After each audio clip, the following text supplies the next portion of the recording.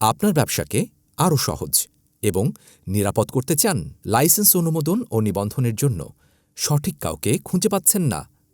No tension, লেক্স union সহজেই আপনার ব্যবসার প্রয়োজনীয় সব ধরনের লাইসেন্স এবং অনুমতিপত্র সংগ্রহ করে দেবে নিমিষেই। Trade licence, NGO, foundation, trust deed, fire licence, IRC, ERC, BSTI,